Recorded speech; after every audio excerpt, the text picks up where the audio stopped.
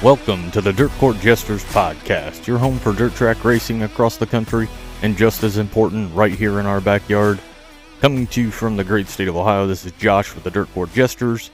In episode 11, we're going to talk about a war of words off the track and the Justin Owen Memorial.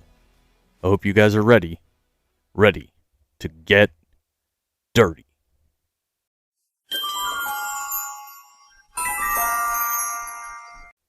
This week in dirt track racing history, we're going to go back to April 19th of 1997 when ALMS visited Eldora Speedway. Jerry Rice would come away with the victory. And that's this week in dirt racing history. I want to give a shout out to Victory Fuel. From Throttle Punch to Lucky Lemon. Both flavors are dynamite, 12 packs and 4 packs, and even some cool merchandise as well. Go to drinkvictory.com and use the code Jesters10 at checkout to save. Drinkvictory.com and use the code Jesters10 at checkout to save.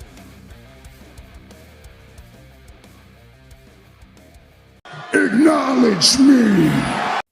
Recapping the previous race week. As we've said before, unfortunately we have to say it again, hopefully the spring weather gets out of the way and we can race regularly. A lot of rainouts. April 12th, Attica Spring Nationals Night 1, Hilltop, Circle City, Bloomington and the Maverick Sprints, Muller Raceway, Ohio Valley Speedway, and Texarkana 67 for High Limit. They were all rained out. Luckily enough, we were able to get some racing in, some good racing in.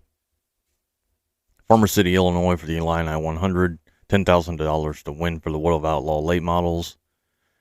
Nick Hoffman coming to the line as the leader gets high in 4, goes off the track on the front stretch. And Bobby Pierce is racing him to the line, and somehow Nick Hoffman gets the win. It's wild. If you guys haven't seen it, you got to go check it out. April 12th at Farmer City, World of Outlaw late models. What a finish. Hoffman gets off the track, but still gets the victory by 0.072 seconds. There's a picture from the infield that shows Bobby Pierce sideways and Hoffman a little bit straighter. And that's got to be how he came away with the victory. Oh, what a race. Bobby Pierce in second, Cade Diller would finish third. Joining the late models for the Illini 100 is going to be the Extreme Midgets. And Ryan Timms would get the win, making it 5 different winners in 5 races for the Extreme Midgets. So, just like the Outlaws were doing, the Midgets are doing the same. Ryan Timms gets the victory, Ashton Torgerson second, and Chase McDermott in third. Moving to All-Tech, Hunt the Front. Carson Ferguson gets the victory. Mark Whitener would be second, and Brandon Overton in third. And the Federated Auto Parts I-55 World of Outlaw Sprint Cars would visit, and David Gravel would get his 3rd win of the season. Night 1 at I-55, Buddy Kofoid in second, and Carson Macedo in third. Looking at that race, 3 and 4 seemed slick during the feature, preventing anybody from getting a real chance to catching Gravel. Pretty good race, nice little track. Yeah, night 1 of 2 there at I-55, and David Gravel gets the victory. Moving on to April 13th, Attica Raceway Park, Spring Nationals, night number 2, 41 410s checked in and 30 305s. Very nice car count there at Attica. And in the 410s, Cap Henry would get the victory. Emerson Axon would finish second, and Greg Wilson would round out the podium. Nice to see Greg up there on the podium.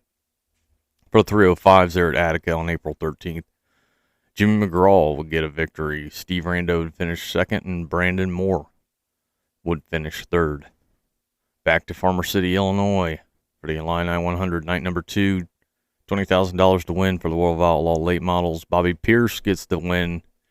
Nick Hoffman second. Tyler Erb rounds out the podium. Pierce and Hoffman back and forth 2 nights in a row. And on this night, Bobby Pierce gets the victory. The Extreme Midgets also there at Farmer City, Illinois for the Illini 100. And Ashton Torgerson again gets the win. Cannon McIntosh in second. Ryan Timms would round out the podium. Atomic Steel Block Late Model Zach Milby with the victory. Brad Rickles in second, and Joe Harper would round out the podium. Moving to All Tech for Hunt the Front, Joseph Joyner wins $15,000. Congratulations to Joseph Joyner on the victory. In Black Sunshine, Scott Bloomquist back up on the podium with a nice second place finish. Carson Ferguson rounds out your top three. Skyline Speedway in Ohio for late models, Colton Burdett would get the win. Caden Black would finish second, and Kelby Abels would finish third. Unfortunately, Waynesfield was supposed to have GLSS Boss and USAC D2 Midgets, but they were rained out. It'd be nice if they could get that rescheduled. That'd be a heck of a show to catch there. Texas Motor Speedway would host High Limit, and Anthony Macri, the Concrete Kid, would get the victory and take the cowboy hat with him back to Pennsylvania. Tyler Courtney in second, and the big cat Brad Sweet would round out the podium. Seen some highlights from that race. In the B main, Wayne Johnson, rough flip coming out of 2, upside down, and gets hit hard. Top of the cage in the cockpit area. Luckily enough, it sounds like they thought Wayne may have had a fractured arm, but he went to the hospital, and although he's got an injury to his arm, it doesn't seem like it's broken, and it sounds like that's the worst of it. So, rough wreck. There were some rough wrecks out there last night. Glad to see that there was nothing else there for Wayne Johnson. Hopefully he's back in the car soon. Florence Speedway, they were rained out. Federated Auto Parts, I-55. World of Outlaw Sprint Cars back again. And 10 time. Does it again. Dominating. Donnie Schatz gets the win. Carson Macedo would finish second, and Buddy Kofoid would round out the podium. Moving to Lawrenceburg, Indiana for the USAC Sprint Cars and the Justin Owen Memorial. Glad to get back to Lawrenceburg. Very cool track. If you haven't been there, you got to check it out. We're going to have a YouTube video at some point here. Hopefully I can get the video edited next week. Kind of touching on Lawrenceburg if you've never been there before, things to look for, views and such. But this night was about the Justin Owen Memorial. First annual Justin Owen Memorial, and they look to make it bigger moving forward, and I certainly hope they do. For the feature for the USAC Sprints, Robert Ballou gets upside down after hitting what looked to me like he had hit a rut in 4. Apparently there was some contact. Either way, Robert Ballou ends up upside down. And then a few laps after this, Justin Grant would look like he hit a rut in 3. The car kind of hops, breaks the left front, and I'm not sure that he was aware of it because he punched the gas, and that's sent the car spilling. Both guys were okay. The track looked like it had some spots that were soft. We've had a boatload of rain around here. I think they were saying in Lawrenceburg, which is about an hour south of me, they had 3 inches in 3 or 4 days, if I remember correctly. So a lot of rain. The track looked dry. They were actually putting water on it when I got there. But it looked like it was kind of getting soft as it was getting cooler, and obviously the sun was down. But glad both those guys were okay. Great race there at Lawrenceburg. Kevin Thomas Jr. would come away with the win. Brady Bacon would finish second, and Logan Seavey would round out the podium. A lot of extra money that went out. Justin Grant got $800, and Nick Bilby would finish 10th in the feature and collect $4,004 as the highest finishing Lawrenceburg regular. So a lot of money they're trying to put into that race. This is the first year of many. Can't wait to see what that race becomes. Modifieds and stock cars were also on hand, rolling through the pits before the race. Ran into Dustin Moore, driver of the 4M Modified out of St. Mary's, and Jared Clay, driver of the 17J Modified out of Lima. Asked those guys if they were ready to roll. Dustin said he was ready to go. Jared said he wasn't quite sure. Both guys went out on the track and won their heats, so congrats to them. Modified feature winner would be Daniel Denner. Second place would go to Daniel Sanchez, and third would go to Nick Snell, who came all the way from 15th. So way to drive there, Nick Snell. Jared Clay would end up 6th. and Dustin Moore would end up 18th after getting into the wall in 1 and 2. Moving to April 14th, as we're recording this, High Limit is running at RPM Speedway. That's going to wrap up our race recap. Let me talk to you! This week's talking points aren't going to be as lengthy as usual. The Spotlight's going to be a great segment, and that's going to be a little bit longer, so check that out. We're going to start with talking points and Chase Rodman bringing to everyone's attention Gio Scelzi and Jacob Allen getting into a Facebook war after Allen says he's waiting on Gio to come fix his front end. If you guys remember, those two got together going into one, and it broke Allen's front end. Allen was on the move. It looked like he might have had a chance to win that race. Needless to say, Gio would respond to Jacob Allen, tell him to be a man and tag him when he's going to post stuff about him. Allen tells him he's joking and calls Gio Toucan Sam.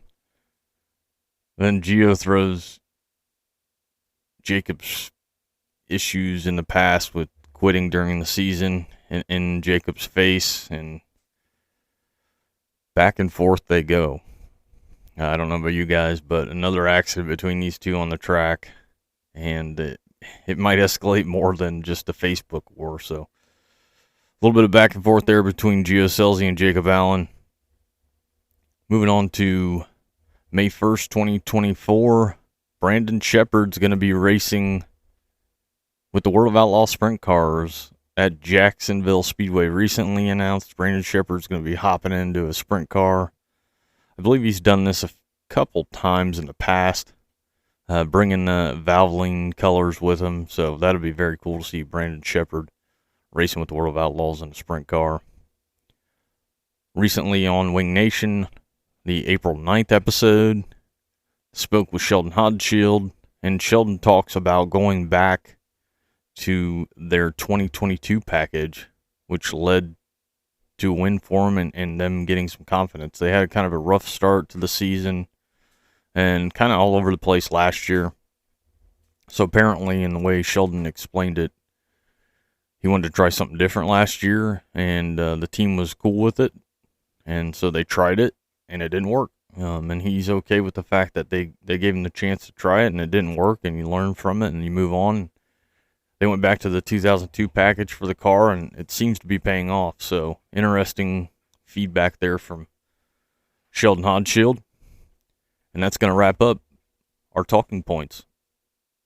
Woo! This week's local news, we're going to start again with Eldora Speedway and camping. Camping for the World 100 at Eldora Speedway is sold out. You can try to call the track, see if they had something pop up, but right now it's sold out. Your other alternative is speedycampingandparking.com. Go to their website. It's got their contact information. You can reach out to them to see if they have any sites available. If they do, you better jump on them because they're not going to last, as we saw with the trackside Eldora Speedway camping for the World 100 being sold out. Camping for the Kings Royal at Eldora Speedway, lots 1, 2, 3, 4, 5. The main lot, silo lot, and north side, they're all sold out. BFE has 36 sites left, and Eldora Village is around 75 sites. So, still about 100 sites left at Eldora for the Kings Royal. That's not going to make it, I can tell you from experience. Speedy Camping, as we mentioned earlier, is always another alternative, but my guess is camping around there is going to be sold out getting closer to the race. So if that's something you're trying to do, I would not wait. I would jump on it. Moving on to Millstream, they're still working out there, getting ready to race. They were recently working pit side this past weekend. It's muddy out there, but any help you can give them, go to Millstream Speedway's Facebook, let them know. They're working Saturdays and Sundays, starting up usually around 9 o'clock. They hook you up with lunch, so very cool to see what they're doing and what all their helpers are doing as well. The grandstand bleacher seats are done thanks to some helpers that popped out there, but there's still work to be done. So like I said, if you can get out there and give them a hand, do so. And going to wrap up the local news talking about AFCS. Dwayne mentioned on the Dirt Nerds podcast on their latest episode that as of right now, AFCS has 19 410s signed up to run the series and 21 305s signed up to run the series. So very cool. Again, as we've said before, what AFCS is doing. Glad to see they got cars following them. Hopefully that continues to grow. That's going to wrap up our local coverage. I'm the tower of power, too sweet to be sour. I'm funky like a monkey. Sky's the limit and space is the place. Series, teams, tracks, drivers, dirt media. This is your time, and this is your spotlight. The spotlight is on, and this week's spotlight is on Justin Owen. I don't know what I was thinking when I thought of this segment. Looking forward to going to the race, but I didn't know what to expect in terms of the thoughts and the feelings that would come with it.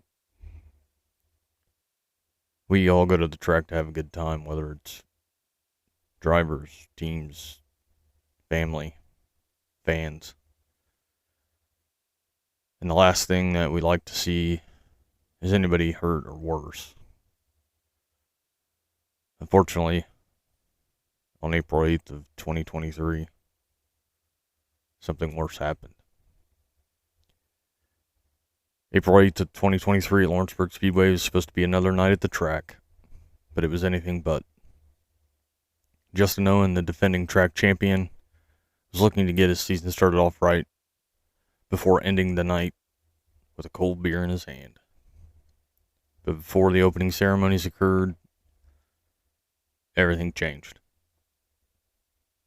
Justin started racing go-karts at the age of 6 and moved to sprint cars at age 15, where he raced for more than a decade. Justin also obtained a bachelor's degree in operations management from the University of Cincinnati in 2018. Justin's been described as a funny, outgoing guy willing to give you the radiator out of his car. Story from Tyler Kendall would recall a race in 2022 where Justin blew a motor in hot laps, and Tyler had a rock in his radiator, so he didn't think he was going to be able to race. And before he knew it, Justin pulled his radiator out of his car and gave it to Kendall so he could race. Moving back to April 8th of 2023, while qualifying, Justin would enter turn 3, looking to complete another fast lap at Lawrenceburg before an accident occurred that would take his life. Justin Owen was 26. As he did in life, Justin also did after his passing by helping 80 people as an organ donor. In honor of Justin, his family requested donations be made to Driven to Save Lives, the Brian Clausen Legacy Fund. On April 13th of 2024, the first annual Justin Owen Memorial was held at Lawrenceburg Speedway, and what an event it was. I was able to take my boy with me, a buddy and his son who had never been there before, and they did it right. The stands were full, the weather was great, and we were all back at the track, enjoying what we loved. Kevin Thomas Jr. would get the win and $5,400. Nick Bilby would finish 10th, and being the highest finishing Lawrenceburg regular, would walk out of there with $4,004. Lawrenceburg Speedway, USAC, and the family of Justin Owen did a great job for the first annual Justin Owen Memorial, and I can't wait to get back there next year and the years to come. Lawrenceburg, USAC, and Justin's family are looking to make this one of the biggest races on the USAC schedule. And if the first one was any inclination as to what is to come, I can't wait to be there. In 2025, the winning driver will take home $7,400. And in 2026, they plan to increase the winnings throughout the field. All of this to remember Justin Owen. I drank a beer. I drank another beer. 3 beers. 4 beers. Oh no. Racing to come. We got a lot of it. As we talked the last episode, the tracks are starting to kick the gates open. Love to see it. April 16th, High Limit's going to visit Red Dirt Raceway. April 18th, the World of Outlaw late models will be at Thunder Hill. April 19th, Circle City's going to try to open up again. High Limit's going to be at Southern Oklahoma Raceway. The GLSS will be at I-96. USAC D2 Midgets visit Muller. OVSCA will be at Ohio Valley Speedway. The World of Outlaws Sprint Cars will be at Paducah International Raceway. ASCS is going to be at Super B Speedway.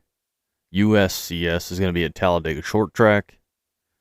April 20th, Atomic is going to have Boss. Fremont's going to have AFCS. Lawrenceburg's going to have Darth Knight. Crystal Motor Speedway is going to have GLSS. Florence Speedway in Kentucky is going to have mods, late models, and compacts. Mudlick Valley is going to have late models and mods. Paragon Speedway in Indiana, 410s, stocks, and Hornets. The Salina High Banks is going to have High Limits. Again, Super B Speedway, ASCS night number 2. And Talladega Short Track with USCS for night number 2. The World of Outlaw Sprint Cars will be at Tri-State. Wayne County's running their Fast 5. And on April 21st, Goods Raceway in Ohio is going to have some Enduros. That's going to wrap up this week's episode. Thanks for listening and helping us build this one lap at a time. Goodbye. Mwah, and good night, bang. Thanks for listening to the Dirt Court Jesters podcast. Give us a like, give us a follow, give us a shout out. Let your friends know on X and YouTube as well at Dirt Court Jester. And we hope to see you guys at the track.